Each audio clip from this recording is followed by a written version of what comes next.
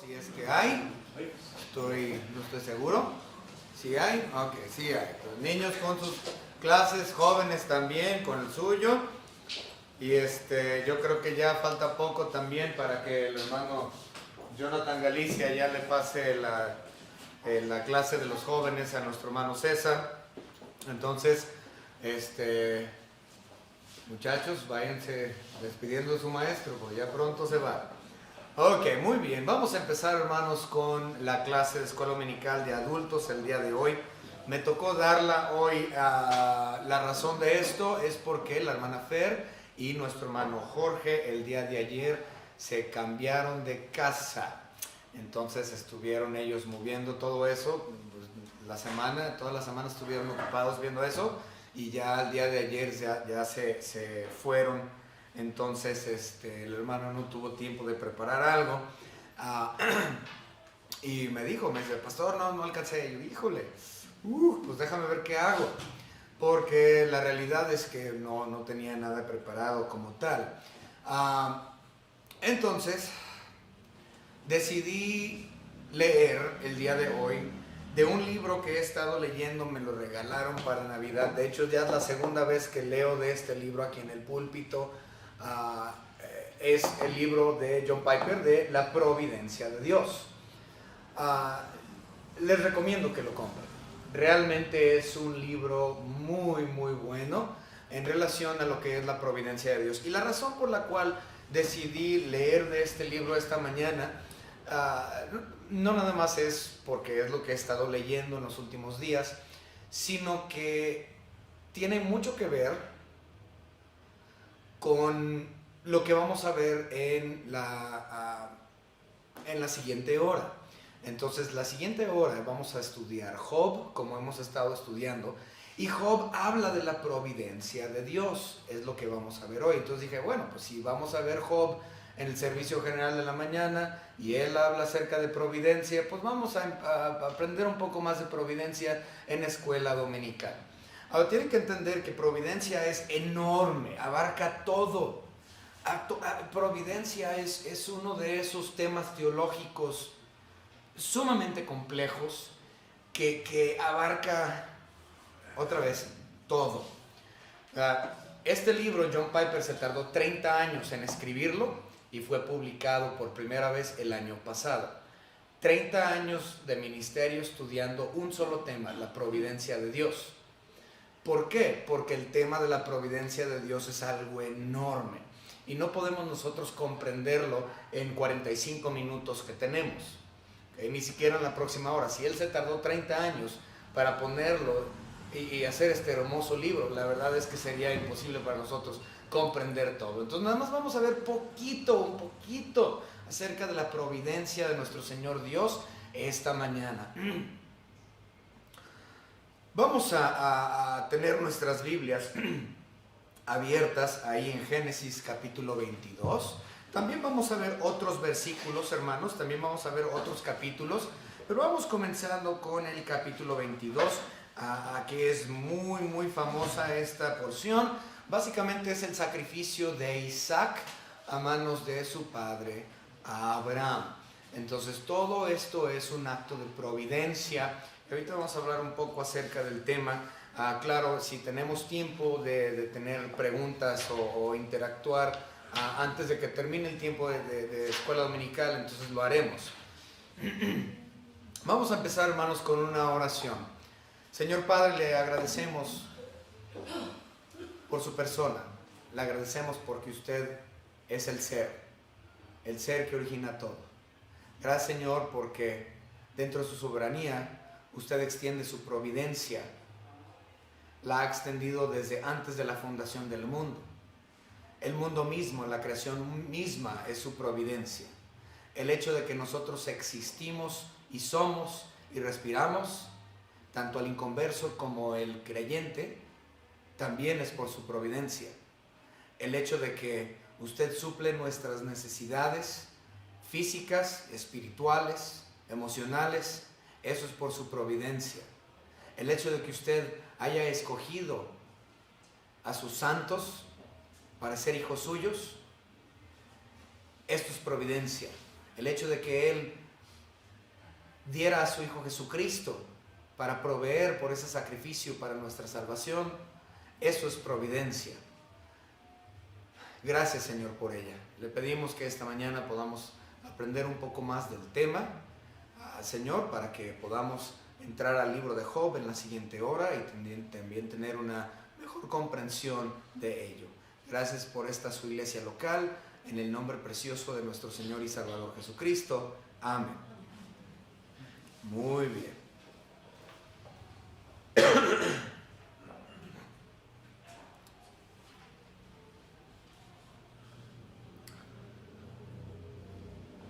Vamos comenzando con la soberanía de Dios.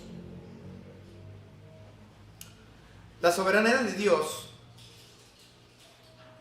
es un término que no contiene la idea de una acción intencional. Otra vez, la soberanía de Dios no contiene la idea de una acción intencional. Pero el término providencia sí. Es decir, hay una finalidad en el estudio de la providencia. En el estudio de la soberanía no hay una finalidad. ¿Okay? Se los explico de la siguiente manera. Si nosotros hablamos exclusivamente de la soberanía de Dios, nosotros podríamos decir, Dios así lo quiso y así lo hizo porque Él quiso y ya. No hay razón detrás de, no hay una intención detrás de. O sea, eso nos lleva al fatalismo. Ok, hace poco les dije que un pastor a mí me culpó de ser fatalista. Una persona que es fatalista es aquella persona que dice, pues es lo que es lo que hay, y ya, y ahí se acabó, y acéptalo, y no hay razón.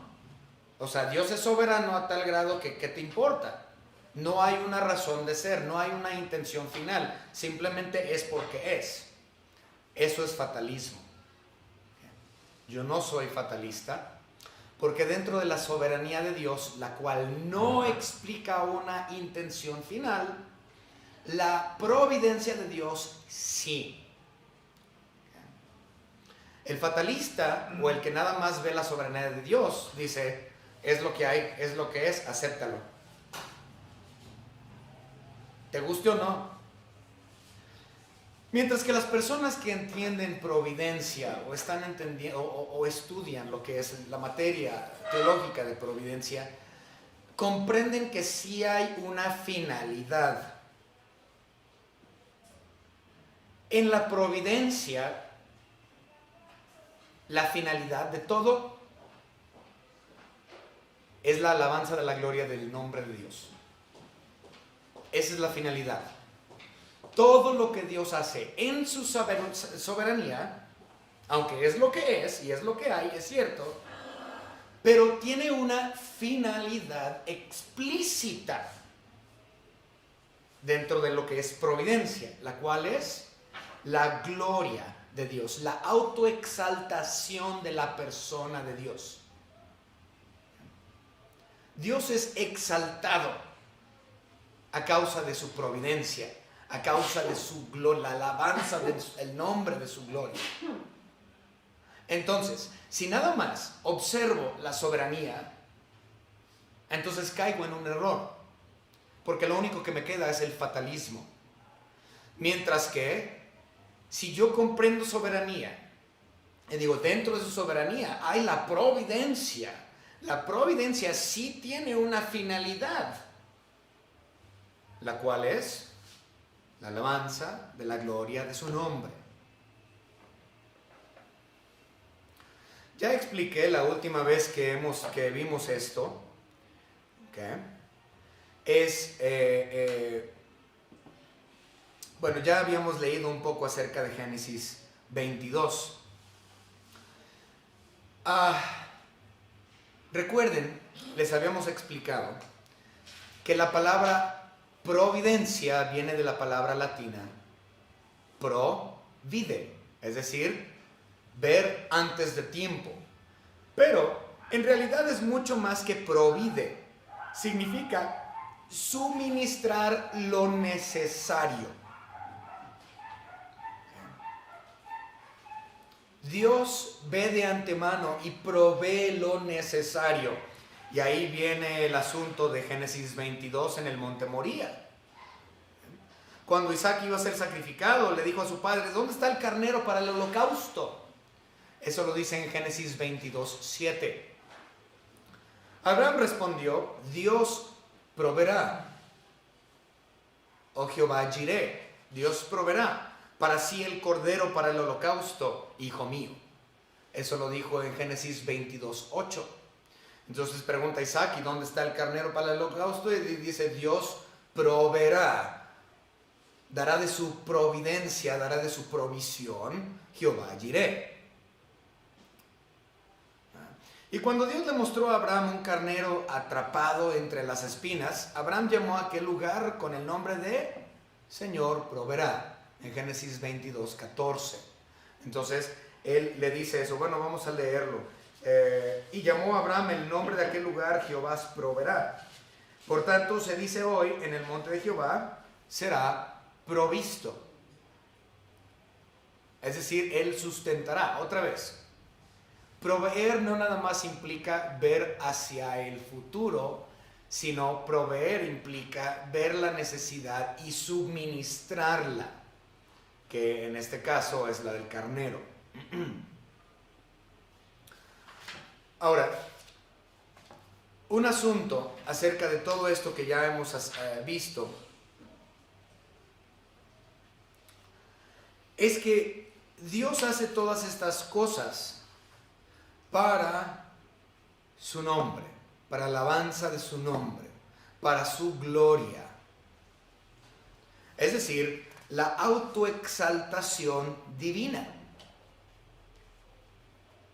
Pero hay un problema aquí cuando hablamos de la autoexaltación divina.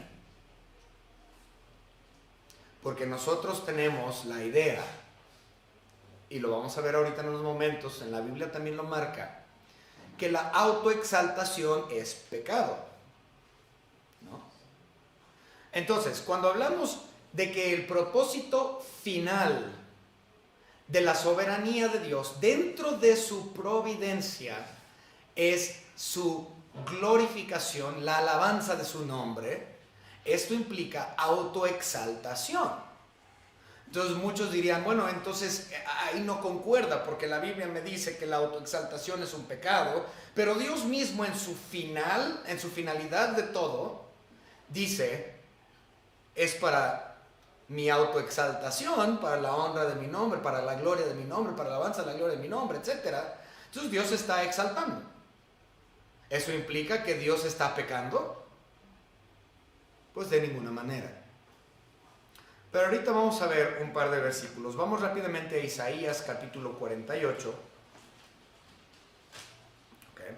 Y hay muchos versículos como este, entonces no los vamos a ver todos, obviamente veremos algunos. Pero está toda la Biblia repleta de estos tipos de versículos. Vamos a verlo. Isaías 48, 9 al 11, dice la palabra de nuestro Señor: por amor de mi nombre, o sea, autoexaltación divina, por amor de mi nombre, diferiré mi ira. Obviamente por su misericordia, por su bondad, por su providencia. Dice: y para alabanza mía, otra vez, autoexaltación de Dios, por alabanza mía, la reprimiré para no destruirle. He aquí, te he purificado y no como a plata, te he escogido en horno de aflicción. Por mí, por amor de mí mismo, lo haré. O sea, Dios está autoexaltando. Es por mi gloria, por mi amor, de mí mismo, por mi nombre, no por el tuyo. Entonces Dios está autoexaltando. Dice: para que no sea amancillado mi nombre, y mi honra no la daré a otro. O sea, el crédito no es para nadie, es para mí, porque yo quiero, porque yo he así decidido, y en misericordia y en mi bondad, por amor a mí mismo y no por ti, es que yo hago las cosas. ¡Wow! qué cambio tan diferente a lo que la gente tiene en mente hoy. Dice, es que Dios me salvó porque me amó. Dios me dio ese carro que yo tengo porque me ama. Dios me dio la capacidad de poder obtener dinero y riquezas porque me ama. Déjame decirte que no hay nada bueno en ti. No hay nada que amar. Dios no lo hace por amor a ti. Dios lo hace por amor a Él mismo, a su nombre. Digo, ¿tú qué tienes de bueno para que Dios te ame? La respuesta es absolutamente nada. Dios ama a los que están en Cristo, por Cristo y no por ti. Y esto es muy difícil para la gente de tragar. Porque la gente dice, no, es que dice Juan 3:16, porque de tal manera amó Dios al mundo que eso. Ok, se está refiriendo a los escogidos, los que han sido llamados, los que han sido predestinados, los elegidos. Estos tienen el amor del Padre porque Cristo Jesús está en ellos.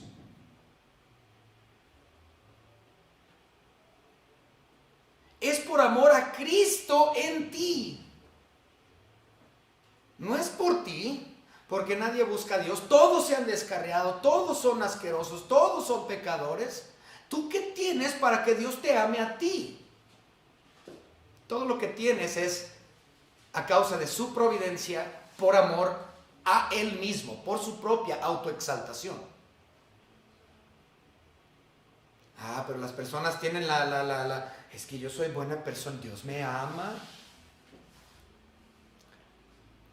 Si eres creyente, Dios te ama, sí, porque Cristo está en ti. ¿Y quién es Cristo? Dios.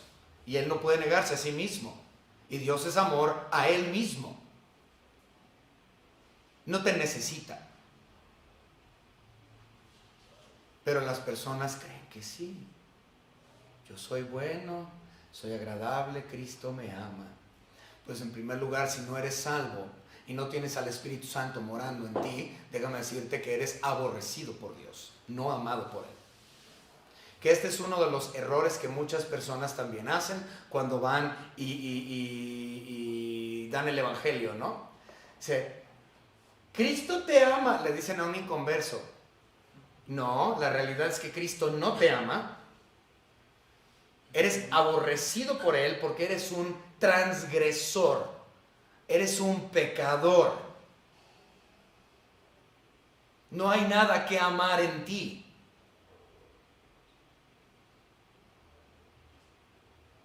Pero la gente no lo quiere aceptar. Pero vamos a hablar otra vez acerca de esto. Vamos a regresar.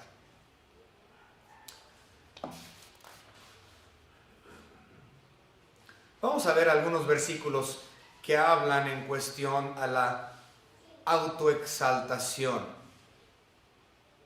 ¿Okay? Hay muchos versículos, pero vamos a ver nada más unos pocos. El apóstol Pablo dijo, vamos a 1 Corintios capítulo 13. Ahí 1 Corintios capítulo 13, que es obviamente el capítulo del amor. ¿Okay? Estamos hablando de amor.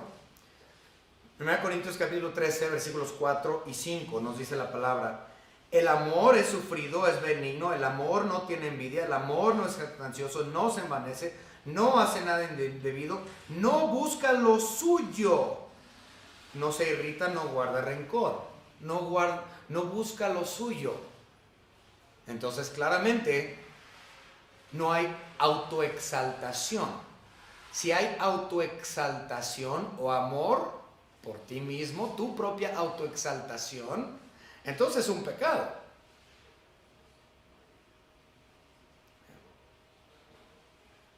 Otra, 1 Corintios capítulo 10 y versículo 24, dice la palabra de Dios: ninguno busque su propio bien, sino el del otro. O sea, no busques tu propia autoexaltación.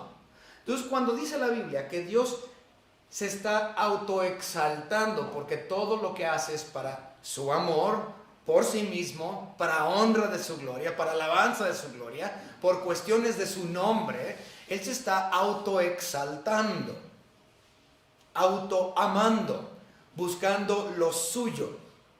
Entonces, ¿que eso implica que Dios ha pecado porque se ha autoexaltado dentro de su providencia? No,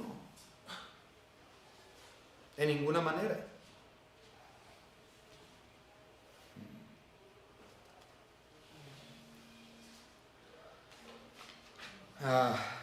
Déjenme ver dónde más nos quedamos aquí. Vamos a ver el propósito final de la providencia. Otra vez, es para alabanza de su gloria, de su nombre. Efesios, capítulo 1. Ahí nos vamos a quedar un tiempecito. Vámonos a Efesios, capítulo 1. Ahí nos vamos a atorar en unos versículos. Vamos a leer los versículos 4 al 6. Efesios 1, 4 al 6. Muy debatido estos versículos que hablan acerca de la predestinación. Dice, según nos escogió en Él antes de la fundación del mundo. De hecho, si ustedes recuerdan, los nombres de los inconversos que serán salvos ya fueron escritos en ese libro desde antes. Y es uno de los problemas también para aquellos que no creen en la predestinación.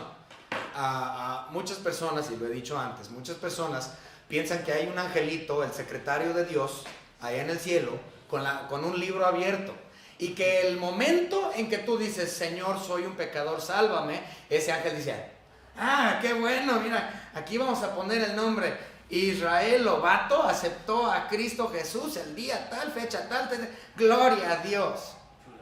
Entonces muchos piensan que ese secretario de Dios anota el nombre en el momento en que tú eres salvo. Esto es falso. Ese nombre ya fue escrito en ese libro antes de la fundación del mundo, antes de que Él naciera. No es en el momento en que el nombre sea escrito en el libro, el nombre ya fue escrito. Tú solamente tienes que entenderlo, comprenderlo, aceptarlo, recibirlo, es decir, muchas gracias, Señor, y obedecerle. Es una cuestión de obediencia, de conocimiento, entendimiento y obediencia. Eso es todo.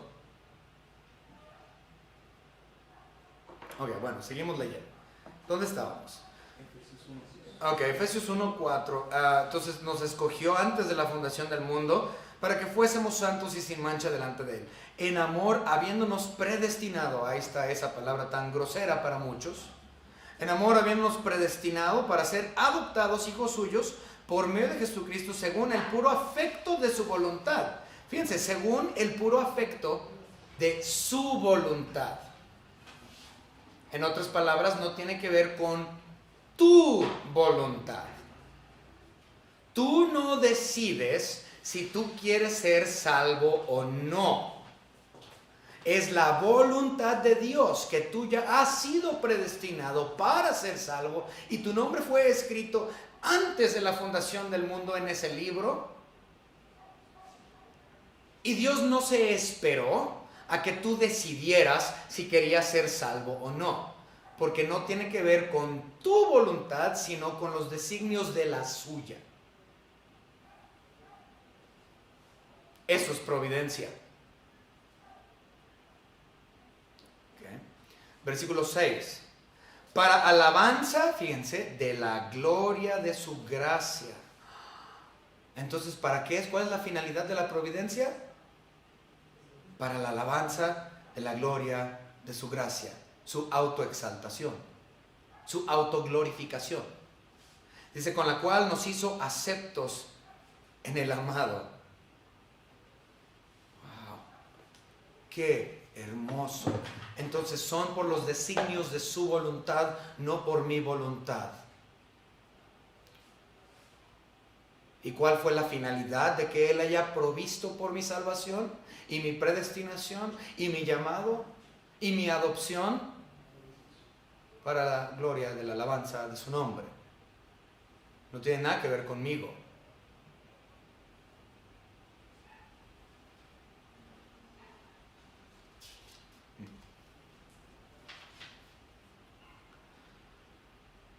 No es simplemente gloria, sino la alabanza de la gloria de Él. Vamos a ver Efesios capítulo 1, versículos 11 y 12. Dice la palabra de Dios: en Él mismo tuvimos herencia, habiendo sido predestinados, a esta esa palabra majadera otra vez, conforme al propósito. Ok, recuerden, en la soberanía no hay un propósito, simplemente hay fatalismo, es lo que hay. Pero en la providencia de Dios hay un propósito final. Entonces vamos a ver cuál es el propósito final. Dice, del que hace todas las cosas según el designio de su voluntad. Es por su voluntad. No es el de que quiera, ni el que se ponga, ni el que esté dispuesto. No. Es de acuerdo a su voluntad. No tiene nada que ver contigo. Dice, a fin de que seamos para alabanza de su gloria. O sea, nosotros, siendo salvos, traemos la alabanza de la gloria de Dios. Ese es su propósito. Por amor a Él mismo. Dice, nosotros los que primeramente esperábamos en Cristo.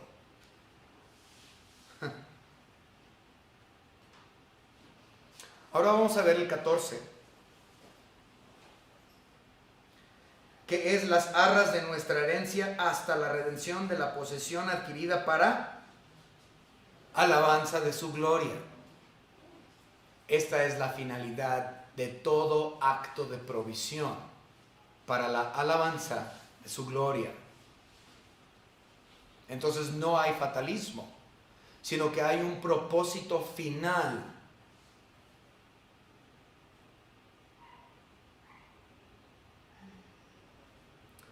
Para nosotros que estudiamos la soberanía de Dios, sí hay un verdadero peligro de únicamente estudiar la soberanía de Dios y omitir el lado de su providencia. Ese es peligroso. Al nada más ver la soberanía, no encontramos un propósito final.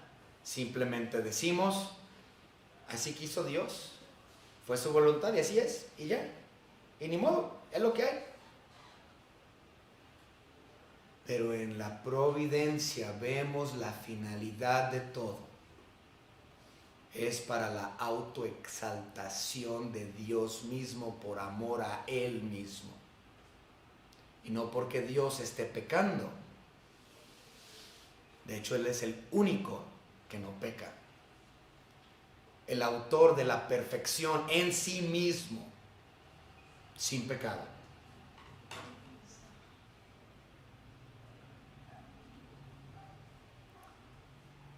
Entonces, para darle un repaso rápido aquí a Efesios 1, Dios nos escogió para su gloria, Efesios 1:4. Nos predestinó para su gloria, Efesios 1:5. Nos adoptó para su gloria, Efesios 1:5. Nos destinó para que seamos para su gloria, Efesios 1:12. Y aseguró nuestra herencia para su gloria, Efesios 1:14. Entonces, todo lo que tiene que ver con el cristiano, desde ser escogido hasta nuestro servicio y nuestra muerte, todo es para la alabanza de la gloria de Dios. No es por ti, no es para ti, no tiene nada que ver contigo. Tu vida no es tuya, pertenece a aquel que te compró, si es que eres salvo. Y todo en tu vida es por Él, para Él porque Él así lo quiso en su soberanía y porque en su providencia lo hizo para el amor a su nombre, para la exaltación de su gloria. Pero, aunque tú seas un inconverso, es igual. Si eres inconverso y no has aceptado a Cristo como tu único y propio Salvador, y Dios no puso tu nombre en el libro de la vida desde antes de la fundación del mundo, y vas a morir cruelmente en el infierno, ¿sabes qué? Fue para honra y gloria de su nombre. ¡Wow! Todo es por Él y para Él. Tanto el inconverso como el creyente.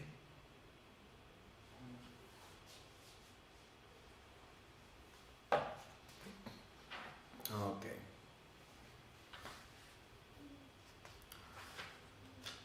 Bueno, hablé que la exaltación de Dios no es una cuestión de pecado, porque Dios no peca.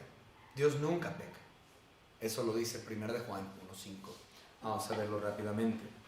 1 de Juan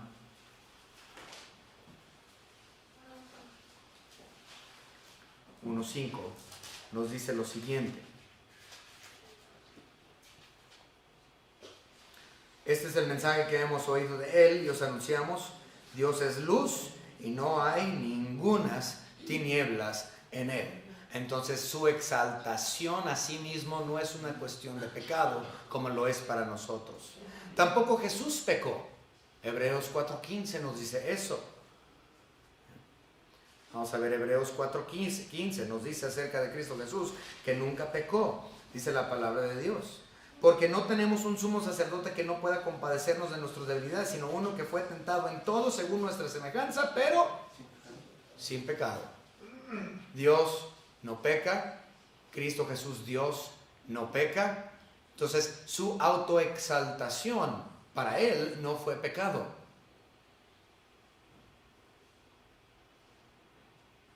No hay ser como Dios. Él es el ser perfecto.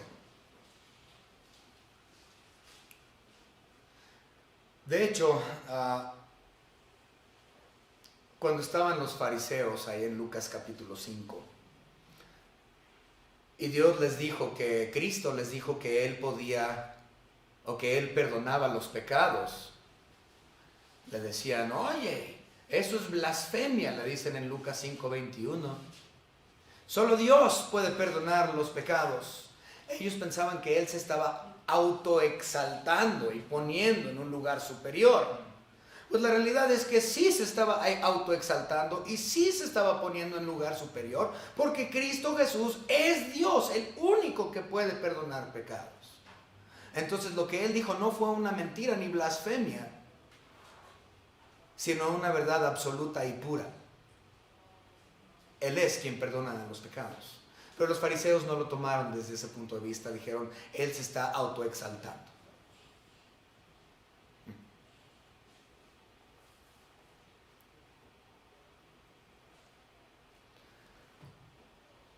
Hermanos, ¿saben qué? Por cuestión de tiempo, aquí vamos a dejar este estudio acerca de la providencia. Y no va a ser la última vez que lo estudiemos. Yo creo que cada vez que haya alguien que no pueda traer el mensaje o el estudio, creo que voy a estar hablando acerca de la providencia, puesto que me falta todavía mucho que leer.